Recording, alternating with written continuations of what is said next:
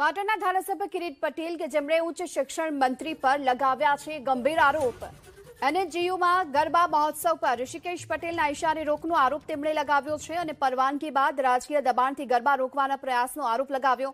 ઉચ્ચ શિક્ષણ મંત્રીના ઇશારે કુલપતિએ ગરબાની પરમિશન રદ કરી હોવાની વાત કિરીટ પટેલે કરી છે અને આ અંગે તેમણે પ્રધાનમંત્રી નરેન્દ્ર મોદીને એક પત્ર પણ લખ્યો છે।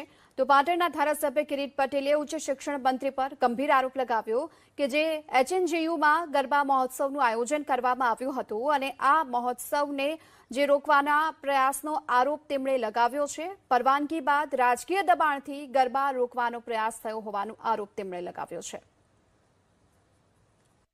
નવરાત્રિ રોકવાનો જે શિક્ષણ મંત્રી અને કુલપતિ દ્વારા પ્રયાસ કરવામાં આવ્યો, અમે શિક્ષણ મંત્રીને રૂબરૂ મળ્યા।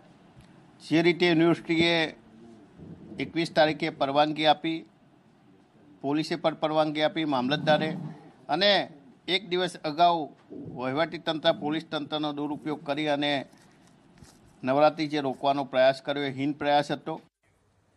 તો હાલ આ સમગ્ર મામલાને લઈ આપણી સાથે અત્યારે જોડાઈ ચૂક્યા છે એનએચજીયુના કુલપતિ કેસી પોરિયા।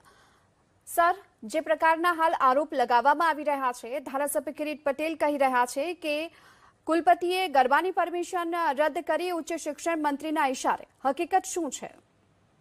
બેન, આપણે શું કોઈ થોડા દિવસ પહેલા ગરબાની મંજૂરી આપેલી હતી એમ, પછી 2 દિવસ પછી આપણને યુનિવર્સિટી કેમ્પસમાંથી દારૂની બોટલો મળેલી સ્ટિંગ ઓપરેશન દ્વારા, બરાબર, એના વિદ્યાર્થીઓ કરેલું એમ, અને બીજા કે ત્રીજા દિવસે યુનિવર્સિટી છે એમાં કોઈ વિદ્યાર્થી બહાર ના આવી અને મારામારી થયેલી એમ, બરાબર। એના અનુસંધાને આપણે એસપી સાહેબ છે એમને જણાવેલું કે ભાઈ આ કાર્યક્રમની આપેલી મંજૂરી છે એ રદ કરવી એમ। જી, તો આ પ્રકારના આરોપ કેમ લાગી રહ્યા છે? બેન, હવે એ તો શું કહે કે આપણને મારા શું કહે સરકાર છે, સરકાર આપણને કહી શકે છે એમ, બરાબર। પરિસ્થિતિ એવી થઈ એમ, આપણે રજૂઆત કરી, એસપી સાહેબને પણ વાત કરી કે આ પ્રકારની પરિસ્થિતિ છે એમ, બરાબર। એ પરિસ્થિતિ વિશે આપણે ગરબાની મંજૂરી છે એ રદ જ રાખો એમ। જી, આપ અમારી સાથે જોડાયા બદલ આપનો આભાર। તો કુલપતિએ ધારાસભ્ય કિરીટ પટેલના આ આરોપોને ફગાવી દીધા છે અને તેમણે કહ્યું કે થોડા દિવસ અગાઉ જ્યારે ગરબાની પરમિશન આપવામાં આવી હતી, પરંતુ 2 દિવસ પહેલા જે પ્રકારે દારૂની ખાલી બોટલો મળી હતી, આ સાથે બહારના વિદ્યાર્થીઓ આવ્યા, હંગામો બચ્યો અને ત્યારબાદ આ પરમિશનને રદ કરી દેવાઈ।